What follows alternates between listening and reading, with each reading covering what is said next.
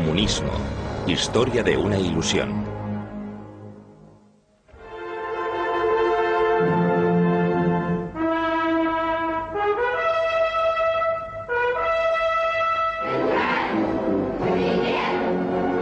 La revolución de Lenin. 7 de octubre de 1981, Plaza Roja de Moscú. La Unión Soviética en el clímax de su poder. 64 años después de la Gran Revolución de Octubre, Moscú se ha convertido en el centro del comunismo mundial y en la segunda superpotencia junto con los Estados Unidos.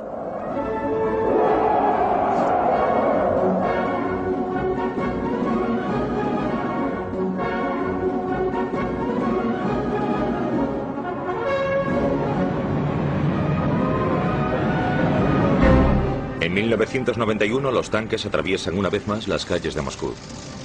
Pero esta vez se dirigen al Parlamento ruso. La facción más dura del partido quiere poner punto y final a la reforma política de Gorbachov. Pero la población de Moscú se revuelve.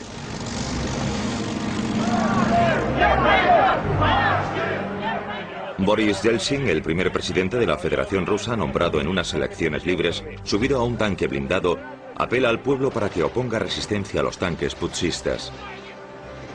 El putsch fracasa y con él el mayor experimento social y político del siglo XX. Yeltsin ofrece esperanza para una nueva política post-Gorbachov tras el fallecimiento del imperio. ¿El fin de la Unión Soviética significa también el fin de la idea de comunismo? Una idea que ha cautivado la imaginación de gente de todas partes del mundo durante décadas. ¿Cómo se puede explicar el colapso del sistema comunista, la caída desde el poder mundial a la nada política? El sistema fue incapaz de reformarse a sí mismo. Esa es la clave del asunto. Las razones parten de los experimentos precipitados de Gorbachov. No tengo ninguna duda sobre eso.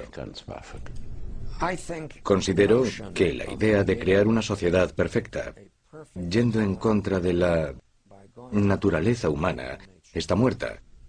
Porque el error fundamental del comunismo ha sido simplemente el de no comprender la naturaleza humana. El sistema soviético fracasó debido a su absurda idea de que una civilización no podía afrontar los retos de la modernización a través de la industria y de la tecnología informática. Ni los propios burócratas creían ya en el sistema. La gente del partido se hizo cada vez más cínica y corrupta y actuaban maquinalmente, sin ningún tipo de vigor moral. El presidente Reagan estuvo en el sitio adecuado en el momento oportuno. Se encontró al oso muerto y dijo, lo he matado yo. Alguna gente que llegó al poder nunca debió haber llegado. No tenían nada que ver con la realización de la idea del comunismo. El comunismo como ideología ha sido emancipadora y como sistema de gobierno opresivo. El mito de la Revolución de Octubre. El asalto al Palacio de Invierno, sede del gobierno, el 25 de octubre de 1917, según el calendario gregoriano ruso. Leyenda y realidad. El famoso director de cine, Sergei Eisenstein, ilustró esos dramáticos acontecimientos con imágenes impactantes. En su película Octubre, las masas revolucionarias, lideradas por Lenin, asaltan el palacio. Su propósito, deponer a un gobierno corrupto. Pero en realidad Lenin no estuvo allí. La famosa película era propaganda. La verdad era completamente diferente. Nadie se dio cuenta de la revolución bolchevique. Fue por la noche cuando tomaron los puentes, los bancos y todo lo demás. A la mañana siguiente, los bolcheviques estaban en el poder. La mañana posterior al golpe, el palacio se vio sitiado por curiosos. Apenas había daños, solo unos cuantos cristales rotos. En el Palacio de Invierno no se destruyó ninguna obra de arte. En la bodega se destruyó todo. Por lo tanto, la Guardia Roja pudo...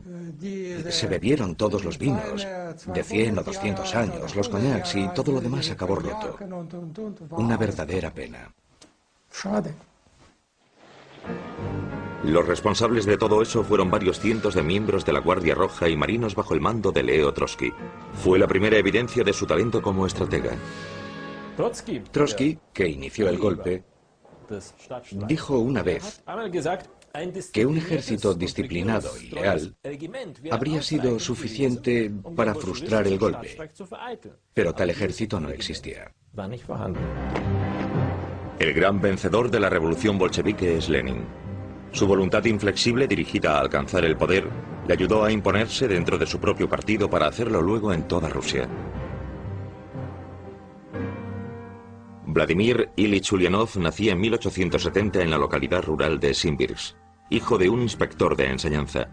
Su madre, hija de un aristócrata, es una demócrata ilustrada que transmite sus ideales a sus hijos. Vladimir demuestra talento y una inteligencia extraordinaria como alumno. Cuando su hermano Alexander es ejecutado en 1887 por participar en el intento fallido del asesinato del zar, Vladimir elige también el camino de la revolución. Unos años después adopta el nombre de guerra de Lenin. Mirando a nuestros líderes, desde Lenin a Putin, proceden todos de la clase obrera, campesinos o trabajadores con una educación elevada. Todos, excepto el propio Lenin, y eso es crucial. Lenin pertenecía a la aristocracia y de ese modo entrelazó lo antiguo con lo moderno.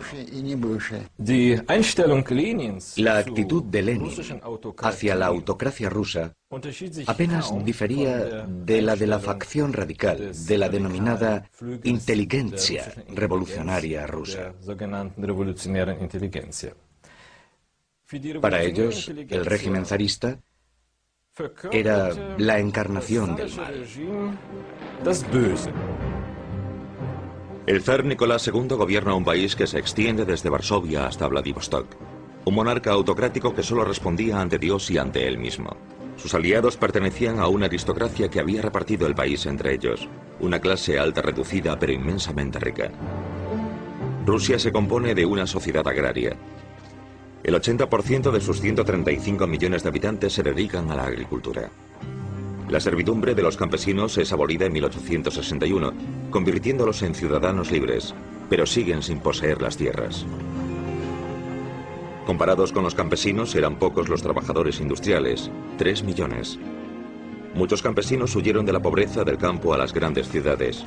En las pocas fábricas que había en San Petersburgo, Moscú y Minsk, trabajaban por unos sueldos míseros, a menudo durante 18 horas al día. La población vivía en unas condiciones totalmente infrahumanas, alienada, todos hacinados en pequeñas viviendas.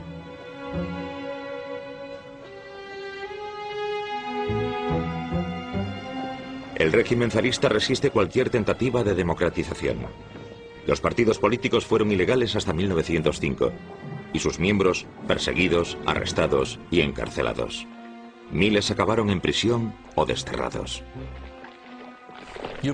Cuanto más atrasado está un país, más probabilidades hay de que se produzcan acciones de protesta violentas. Y cuanto mayor sea la presión ejercida por el Estado, la policía y los militares sobre una sociedad, menores son las posibilidades de que los objetivos marcados por los movimientos socialistas se lleven a cabo por medios democráticos.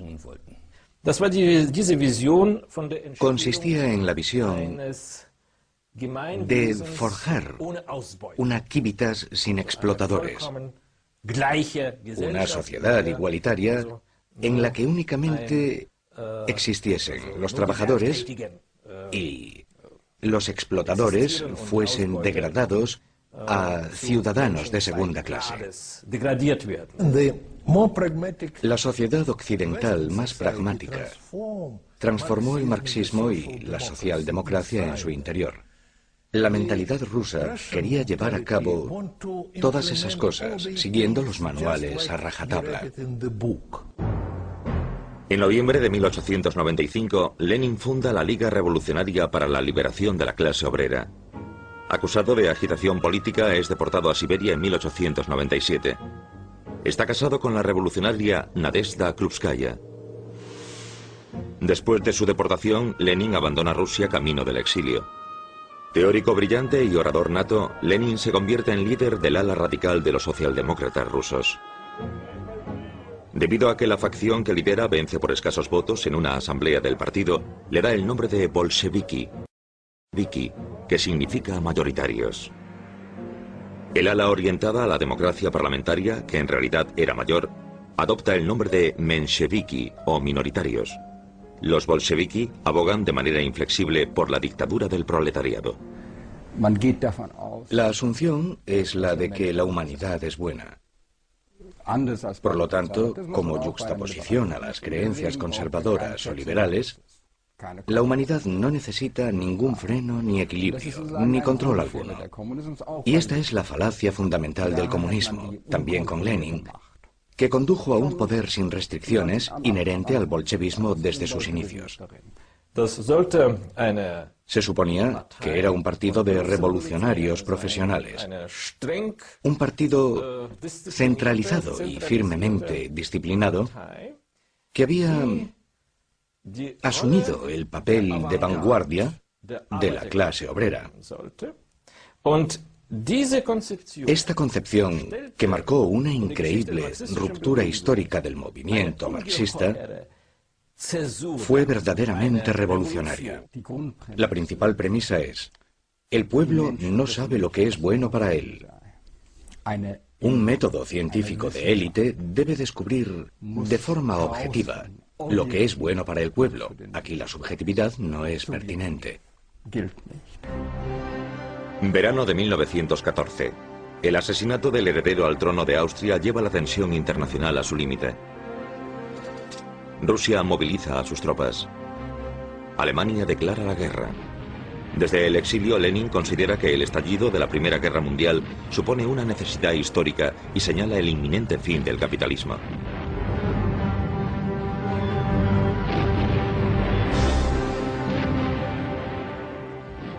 Las privaciones de la guerra intensifican la tensión económica y política en Rusia.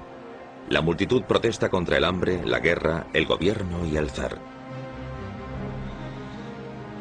Nicolás II se ve obligado a abdicar después de la Revolución de Febrero. Se forma un gobierno provisional y consejos de trabajadores y soldados a lo largo de todo el país, los soviets. Las diferencias irreconciliables entre el gobierno parlamentario burgués de Kerensky y los soviets radicales impedían buscar soluciones a problemas urgentes. Mientras la guerra causaba estragos en la mayor parte de Europa, Lenin, exiliado en Zúrich, formulaba su programa radical. Rechazaba una república parlamentaria y en su famosa tesis de abril pide la supresión del gobierno provisional y la asunción del poder por parte de los soviets. La reacción de los camaradas de Lenin en Rusia es poco entusiasta. Uno puede llegar a pensar que el largo exilio de Lenin no le permitía una comprensión acertada de la realidad rusa, que había perdido todo contacto con ella. La solidaridad de todas las fuerzas revolucionarias estaba al orden del día. Es necesario recordar que Lenin irrumpió en la revolución cuando ya se había desencadenado. Él no fue la persona que comenzó realmente la revolución. En esa época él vivía en Suiza, bebía cerveza y discutía sobre economía alemana. Lenin se da cuenta de que debe regresar a Rusia para encabezar el movimiento.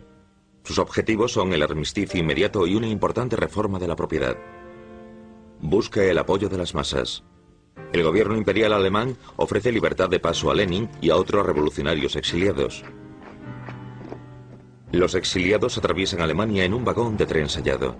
El regreso de Lenin a San Petersburgo debería desestabilizar a Rusia, enemigo de guerra de Alemania. La Revolución Rusa, una oportunidad para el Supremo Comando Militar alemán para finalizar la guerra con éxito en el frente del Este. El eslogan pegadizo de Lenin: "Acabemos con la guerra imperialista ya". Y su otro eslogan: "Robad lo que os han robado", incitaba a los campesinos a confiscarles sus propiedades a los terratenientes.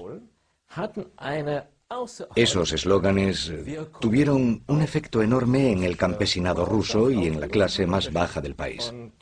Y Lenin se adaptó al estado de ánimo de las clases rusas inferiores. A su llegada el 16 de abril de 1917, Lenin es recibido con entusiasmo por sus seguidores. Al día siguiente pronuncia un discurso con su programa ante una asamblea del partido bolchevique. La revolución burguesa de febrero debe ir seguida de la revolución socialista. Insiste en esta decisión: una rebelión armada con el objetivo de hacerse con el poder. En mayo de 1917, Leo Trotsky regresa a Rusia. También él, miembro activo del movimiento de la clase obrera de finales del siglo XIX, fue desterrado a Siberia debido a sus actividades clandestinas y vivió durante muchos años en el exilio después de haber escapado. Lenin y él pedían la supresión del gobierno provisional, así como la revolución mundial. Trotsky organiza el asalto al Palacio de Invierno, pone al gobierno provisional bajo arresto y ayuda a Lenin y a los bolcheviques a llegar al poder. Accedió al poder en uno de los países más atrasados del mundo. 140 millones de habitantes, una sociedad agraria, pocos trabajadores en la industria y un porcentaje de analfabetismo del 80%. El país entero estaba en ruinas, destruido a raíz de 3 años de la Primera Guerra Mundial. Y ahora los revolucionarios se enfrentaban a la contradicción de querer construir una nueva sociedad socialista, la contradicción entre luchar por un ideal y la realidad. Inmediatamente después de la victoria de la revolución, el nuevo gobierno, el Consejo de los Comisarios del Pueblo, puso en práctica los planes de Lenin. Para empezar, Lenin ofreció a los alemanes un armisticio inmediato. Bajo el espíritu de la Revolución Mundial, los soldados alemanes y rusos confraternizaron. El otro proyecto de Lenin, la reforma de la propiedad, también se llevó a cabo inmediatamente. Debido a que los soldados campesinos querían volver a casa, se disuelve el ejército. Se expropiaron las grandes propiedades sin ningún tipo de compensación y después de medirlas se entregaron a los campesinos sin tierras. El viejo sueño del campesinado ruso se hizo realidad. Millones de campesinos se convirtieron en propietarios. Por una parte, la doctrina marxista fue muy importante para Lenin. Y la doctrina marxista estipula que esta tierra debe ser nacionalizada. Por otra parte, Lenin poseía un profundo sentido de lo que quería la población agraria, a diferencia de muchos marxistas dogmáticos, incluso pertenecientes al partido bolchevique. Y él sabía que la nacionalización inmediata de la tierra supondría una medida que provocaría el enfado del campesinado y también su rechazo al sistema. Por lo tanto, quiso retrasar esa cuestión durante un tiempo. Lenin era un hombre inteligente. Debía darse cuenta de que Rusia no era un país tan desarrollado industrialmente como Alemania o Inglaterra, ni siquiera como Bélgica o Francia. Rusia era un país agrario con una población relativamente pequeña de trabajadores industriales. No podía construirse una revolución contando solamente con los trabajadores de Moscú y Petrogrado. Y esa fue su contribución a la teoría revolucionaria. Su gran alumno puede que no fuese Stalin, sino Mao. Para los nuevos propietarios, Lenin es un héroe. Creen en un futuro mejor y celebran la revolución socialista. Para el principal teórico de los socialdemócratas alemanes, Karl Kautsky, eso es obstinadamente erróneo. Según Kautsky, lo que Lenin y sus seguidores habían planeado en Rusia y llevado a cabo en 1917 no era una revolución proletaria y tampoco la primera gran revolución socialista, sino la última revolución burguesa. Marx y Engels decían en su manifiesto comunista que el programa comunista se puede resumir en una frase: la abolición de la propiedad privada. Según Karl Marx, la propiedad privada de los medios de producción debe ser nacionalizada. La sociedad burguesa únicamente puede vencerse a través de la dictadura del proletariado. A ojos de los radicales socialistas, Lenin no es marxista. Más del 90% de la tierra cultivable de Rusia estaba en manos de los campesinos cuando tuvo lugar la guerra civil. Por lo tanto, podría decirse que era un marxista dogmático, pero flexible. Incluso de una forma más radical, uno podría preguntarse: ¿era Marx realmente marxista? Isaac Berlin escribió una vez: si Marx se levantase de su tumba, diría, por encima de todo, no soy marxista. Para Lenin no se trataba solo de una dura lucha ideológica. También estaba vinculada a su absoluto desdén por quienes creían en esas ideas. A pesar de todo, Lenin casi nunca utilizó palabras duras contra sus oponentes. No, era tranquilo, a decir verdad. Todo su odio y desdén iba dirigido contra los liberales y socialdemócratas. Sin embargo, deberían estar mucho más próximos a él que sus auténticos adversarios. El 25 de noviembre de 1917 se celebran las primeras elecciones libres en Rusia. Por primera vez en la historia las mujeres tenían derecho a voto. Vence el Partido de los Socialrevolucionarios. Los bolcheviques consiguen solo la cuarta parte de los votos. Lenin presiente que su poder está en peligro y en diciembre crea la Policía Secreta Nacional, la Checa. Los bolcheviques, como todos los partidos de izquierda o de centro, lucharon contra el régimen zarista y por una asamblea constitucional resultante de unas elecciones libres con votos secretos. Finalmente, en noviembre de 1917, tales elecciones tienen lugar. Y a principios de enero de 1918 se forma la Asamblea Constitucional, dejando patente que el 70% de sus miembros pertenecían a un partido campesino. Cuando el 18 de enero de 1918, en su primera reunión, los diputados de la Asamblea Constitucional votan en contra de que se transfiera todo el poder a los soviets, Lenin abandona la sala. Fue la última reunión que permitieron los bolcheviques. Y luego, siguiendo las órdenes de Lenin, la reunión se interrumpió y se disolvió. Al día siguiente, Lenin manda cerrar las puertas y arrestar a los diputados. Ese hecho marca el fin de la democracia en Rusia, después de tan solo un día. Tras la violenta disolución de la Asamblea Constitucional, los bolcheviques rebatieron el principio democrático de adaptarse al deseo de la mayoría. Eso significa que no podían gobernar esa mayoría, que los rechazaba, más que con la fuerza y con métodos dictatoriales. La Checa se instala en la Plaza Lubianka, en el centro de Moscú.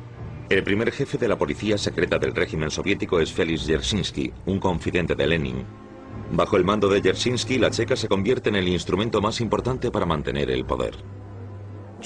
La Checa, la policía secreta, no se enfrentó únicamente a los que se oponían a la revolución, sino principalmente a los mencheviques y socialrevolucionarios, partidarios de la revolución, pero que no eran bolcheviques.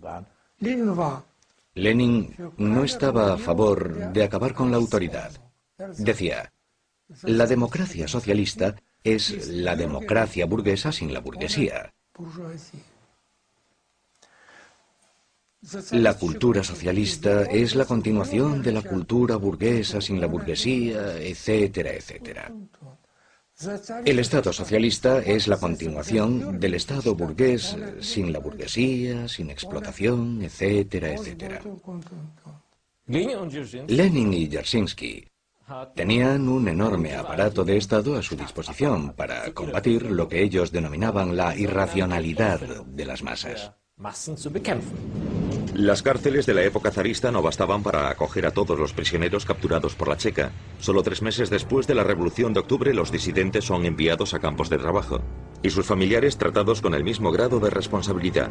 El confinamiento, la tortura y la muerte son los métodos utilizados por la policía secreta para, según palabras de Dzerzhinsky, salvar la revolución. Este es un intento de adaptar la realidad a la utopía. Una utopía extraída de la realidad. Y esa realidad se revela. Así que uno intenta adaptar esa realidad a la fuerza. Por ello, yo diría que ese intento llevó inevitablemente al terror, porque es imposible crear un paraíso social en la Tierra. Si quieres crear un paraíso en la Tierra, ¿no está justificado? Un poco de terror aquí y allá, si el resultado final es el paraíso. Los bolcheviques llamaron a su sangriento procedimiento terror rojo.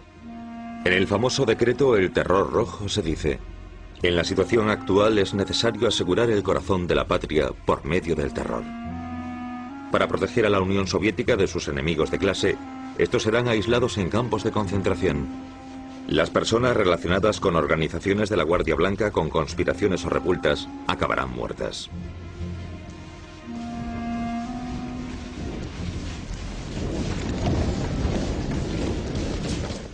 Glorificar este terror rojo y la necesidad de racionalizarlo, creo que eso se corresponde, por una parte, con restos del pensamiento de la Primera Guerra Mundial, y que por otra procede de la idea de que solo mediante la fuerza se puede abrir un camino mejor. El término terror socialista es una contradicción en sí mismo. Se allanó el terreno para muchas de las cosas que después sucederían bajo el mando de Stalin. El fin justifica los medios, ¿no es así? Y, como se puede apreciar por la acusada defensa del terror por parte de Lenin, no es algo que empezase con Stalin. El gobierno bolchevique recibe amenazas tanto de dentro como de fuera del país. El armisticio con Alemania moviliza a los demás adversarios de la guerra. Gran Bretaña, Francia y los Estados Unidos envían tropas a Rusia. En el sur de Rusia los cosacos se rebelan. Los propios aliados, junto con los antiguos contingentes de las tropas zaristas, forman el denominado Ejército Blanco. Para la mayoría de la población rusa, los campesinos y los obreros que rechazaban el bolchevismo, el Ejército Blanco representaba el antiguo régimen. El mismo antiguo régimen que restituiría el sistema de clases que los bolcheviques habían abolido en 1917. Lenin encarga a Trotsky la formación del Ejército Rojo con obreros y campesinos.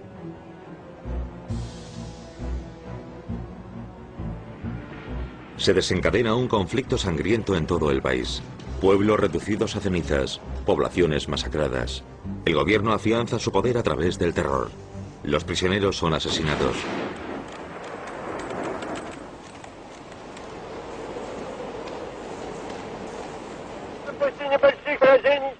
Lenin pide al Ejército Rojo que resista.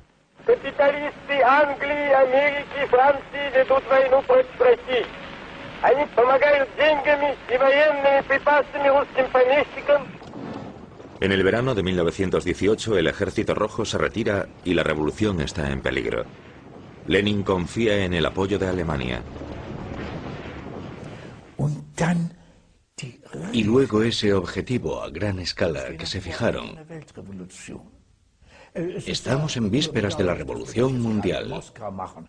Es de lamentar que estemos haciendo esto ahora en Moscú, pero no hay duda, dice Trotsky, de que dentro de pocas semanas estaremos celebrando nuestros congresos de la Internacional Comunista en Berlín, en París y en Londres. ¡Qué optimismo! Y también aquí, en los Estados Unidos, se produjeron grandes huelgas industriales y disturbios. Problemas de regulación, reajustes económicos y sociales después de la guerra. Nuestras élites en aquel entonces tenían mucho miedo de que tales corrientes revolucionarias nos pudiesen alcanzar. Los bolcheviques ganaron poder en Rusia con el propósito de iniciar una revolución mundial. Por lo tanto, pensaban que la guerra mundial, que había hecho añicos el orden capitalista existente, era la única oportunidad de los partidos proletarios para abolir el capitalismo de una vez por todas. La verdadera victoria de la revolución del proletariado debía tener lugar en Occidente, según Lenin. Después de perder la guerra, la revolución llega a Alemania. Se produce la escisión del SPD para dar lugar a los socialdemócratas de la mayoría e independientes, el USPD, y a la revolucionaria Liga Espartaquista que sigue el modelo de la Revolución Rusa. En estas grabaciones el diputado del SPD y presidente del Parlamento, Philipp Scheidemann, informa. Ya en la mañana del 9 de noviembre de 1918, el Reichstag parecía un campamento militar. Obreros y soldados entraban y salían, muchos llevando armas. Ever y yo nos sentamos ansiosos en el comedor con algunos amigos. Como era habitual, solo se sirvió una sopa aguada. Luego un grupo de obreros y soldados irrumpieron en la estancia y vinieron directos a nuestra mesa. 50 personas gritando a la vez: Scheidemann, ven con nosotros. Philip, tienes que salir y hablar. Liebknecht quiere declarar una república soviética. ¿Qué? La situación estaba clara para mí. ¿Alemania una provincia de Rusia? ¿Una rama soviética? No y 1000 veces no. Vi la locura soviética ante mí. El reino zarista del terror sustituido por uno bolchevique. No, eso en Alemania no, con todo lo que se estaba sufriendo ya. Para anticiparse a Karl Liebknecht, Philipp Scheidemann declara a Alemania como república democrática. No debe suceder nada que deshonre el movimiento obrero. Manteneos unidos, leales y honrad vuestro deber. La vieja y corrompida monarquía se ha derrumbado. Larga vida a la nueva. Larga vida a la República Alemana. Entre los herederos políticos de Marx y Engels sobreviene una contienda fraternal. Mientras los socialdemócratas de la mayoría de Scheidemann eligen el camino de la democracia parlamentaria, la izquierda radical lucha por el sistema del Consejo Obrero Soviético. Todo el poder para los consejos obreros. Este fue el eslogan de la Liga Espartaquista fundada en 1916 por Karl Liebknecht y Rosa Luxemburgo. Opino que Rosa Luxemburgo era tan, yo diría, demócrata fundamentalista, que tenía que rechazar todo aquello que perjudicase al desarrollo democrático, porque eso conduciría al despotismo. Rosa Luxemburgo fue, en mi opinión, la única figura revolucionaria de Europa que podría rivalizar con Lenin, llegando él incluso a aceptarlo. Nacida y criada en Polonia, Rosa Luxemburgo vive en Berlín desde 1899 y se convierte en la principal representante política de la izquierda alemana. En 1918 cofunda el Partido Comunista. Cada vez dedica más críticas a la izquierda militante, así como a los grandes líderes de la Revolución Rusa. Ella había observado también que Lenin no vacilaba a la hora de enfrentarse a sus oponentes. Sin embargo, debo decirlo, a pesar de la previsión del bolchevismo, si mira sus bases políticas y especialmente su famosa frase sobre que la libertad siempre será la libertad de aquellos que piensan diferente, te das cuenta de que lo que ella pensaba y quería no era tan liberal y pluralista como podría parecer a primera vista. En sus obras figuran curiosos e interesantes pasajes en los que se dice que la mayoría decisiva no siempre tiene por qué ser cuantitativa. Eso es algo relevante. Por lo tanto, Rosa Luxemburgo tenía un profundo sentido de los problemas del poder. Vio el gran peligro que suponía que la acción de la minoría terminase en catástrofe. Pero por otra parte, debido a su aparente fe en la espontaneidad de las masas, ya no fue capaz de contradecir la acción masiva una vez que se produjo. Y así es como justifica ella la revuelta espartaquista, algo que no hubiese querido. Los marinos revolucionarios ondean la bandera roja en la puerta de Brandenburgo. La Liga Espartaquista cree, al igual que su gran modelo Lenin, que ha llegado la hora de rebelarse. Y el 6 de enero de 1919 declara que el gobierno provisional de Alemania ha sido destituido.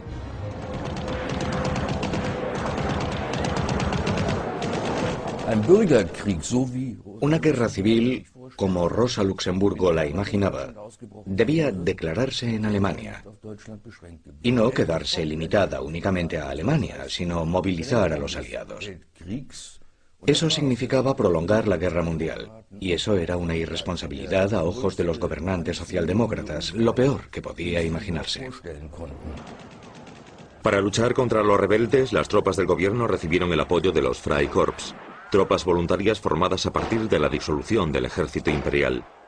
La revuelta se sofoca con una auténtica carnicería. Karl Liebknecht y Rosa Luxemburgo son arrestados y posteriormente asesinados por miembros de los Freikorps. Si los partidarios de la lucha de clases revolucionaria no se hubiesen extinguido del sistema socialdemócrata, y si el sistema socialdemócrata se hubiese adherido al dogma de la lucha de clases y al rechazo riguroso a cualquier cooperación con los partidos burgueses, entonces la democracia parlamentaria, denominada la República de Weimar, jamás habría existido. Además, la facción de los socialdemócratas de la mayoría nunca habría sido capaz de hacer lo que debería hacer para asegurar el desarrollo democrático en Alemania, es decir, colaborar con los partidos burgueses moderados. Tanto el requisito previo como el lastre de la República de Weimar fue la división del movimiento obrero durante la Primera Guerra Mundial. El 19 de enero de 1918 se elige el Congreso Constitucional de la República de Weimar. Los vencedores son los partidos burgueses. Alemania es ahora una democracia parlamentaria y una república federal. La revolución siguiendo el modelo ruso ha fracasado.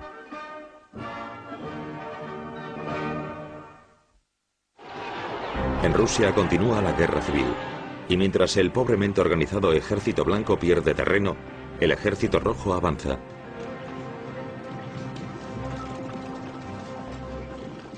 Leo Trotsky forma un ejército de 5 millones de soldados. En su famoso tren blindado se dirige al precario campo de batalla y refuerza la disciplina. Los desertores acaban muertos inmediatamente. Las tropas soviéticas vencen al Ejército Blanco y a sus aliados extranjeros.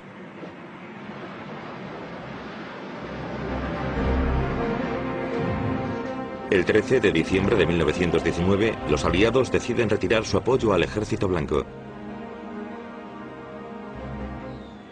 El Ejército Rojo desfila celebrando la victoria.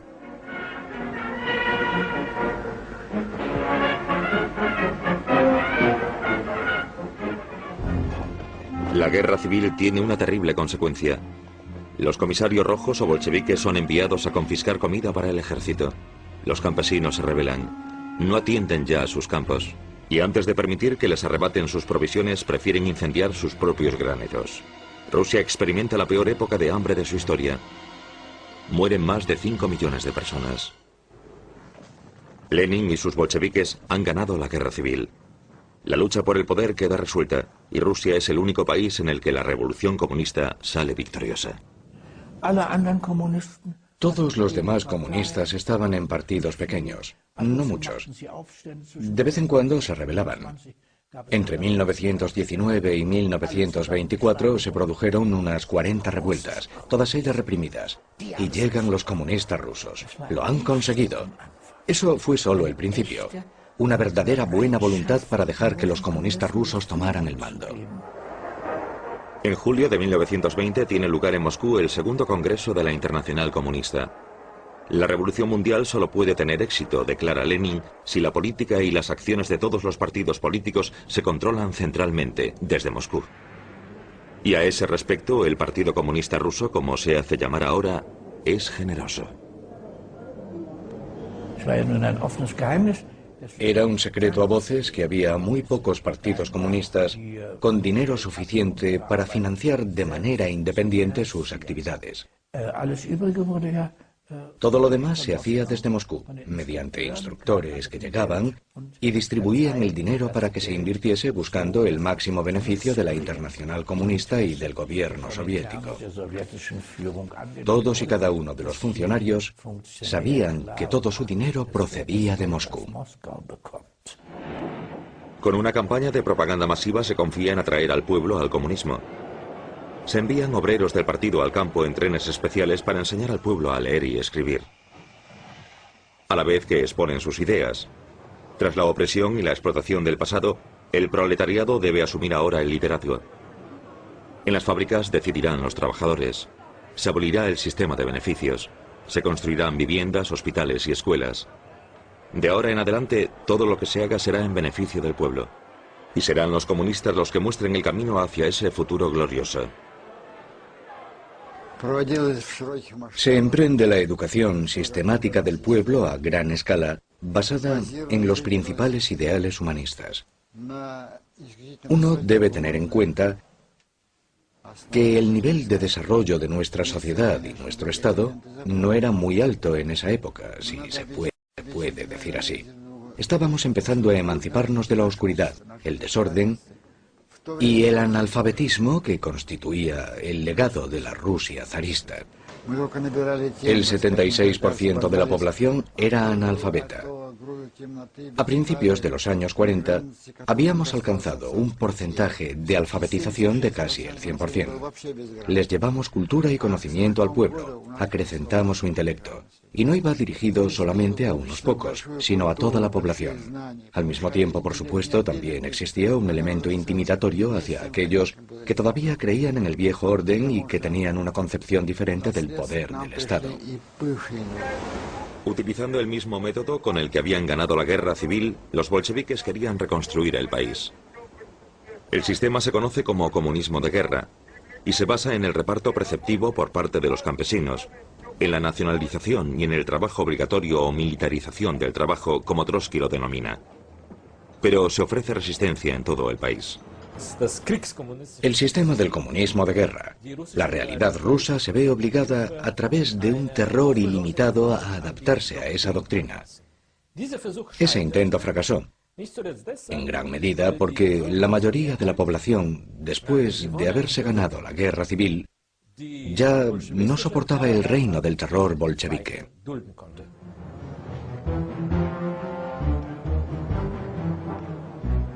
En enero de 1921, los trabajadores de Petrogrado inician una huelga. El gobierno responde con ley marcial y se producen arrestos arbitrarios en masa. El 28 de febrero de 1921, 16.000 marinos se unen a los trabajadores en huelga. Apelan al pueblo. Ha llegado el momento de quitar de en medio a los comisarios autócratas. Todo el poder para los soviéticos, ningún poder para el partido. Los huelguistas piden el fin de la opresión, del terror y de las detenciones. Piden que se restituyan las libertades conseguidas en la revolución. También las elecciones con votos secretos, la libertad de expresión y la formación de otros partidos.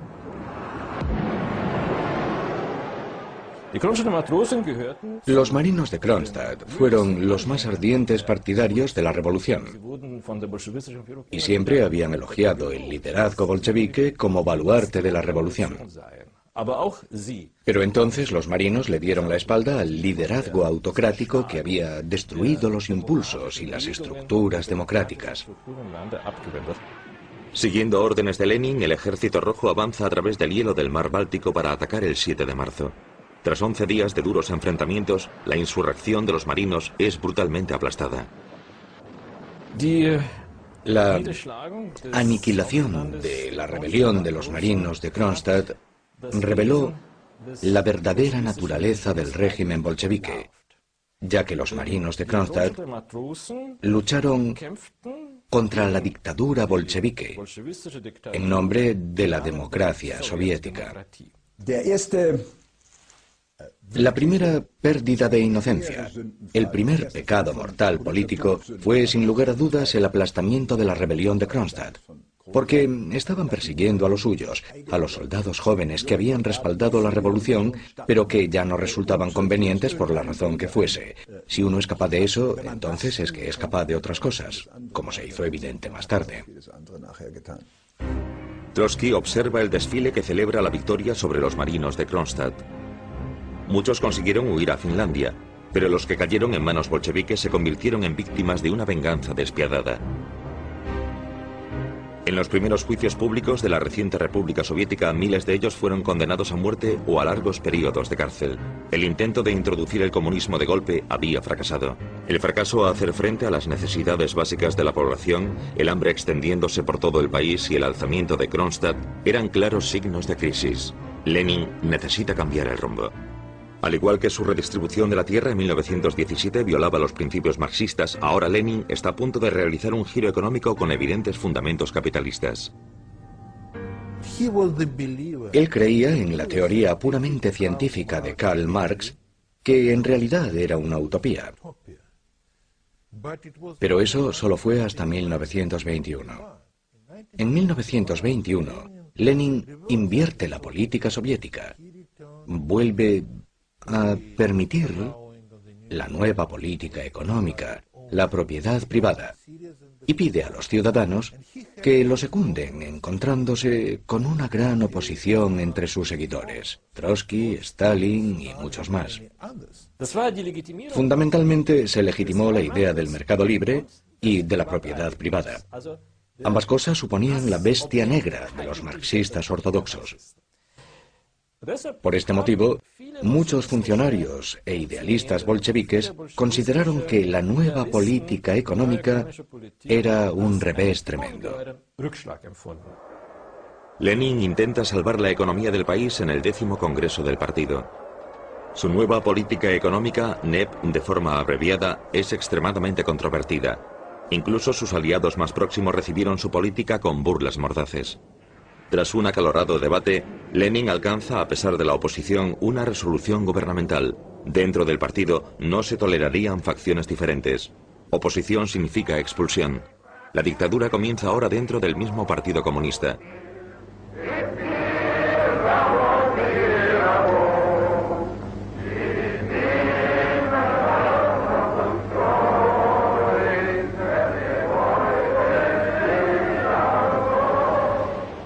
La economía rusa se recupera. El optimismo flota en el aire. Pescadores y granjeros venden sus productos en el mercado. Ahora se pueden comprar cosas con dinero y eso se convierte en un incentivo para trabajar. Incluso en lo más alto de la NEP, el nivel de vida de la Unión Soviética y de Rusia alcanzan un máximo histórico. La bolsa y los bancos vuelven a abrirse. Lenin llega al punto de invitar a los capitalistas de Occidente a invertir en Rusia para ayudar a combatir el déficit económico del país.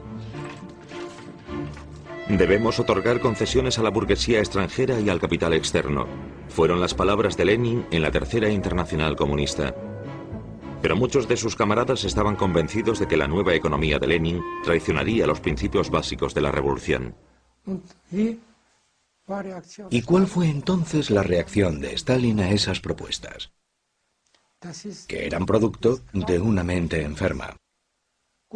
Gorbachov, que era funcionario del partido por aquella época, sugirió que el decreto de Lenin, que había sido publicado en el Pravda, debería reeditarse en una edición especial únicamente para Lenin, ya que nadie más necesitaba conocerlo.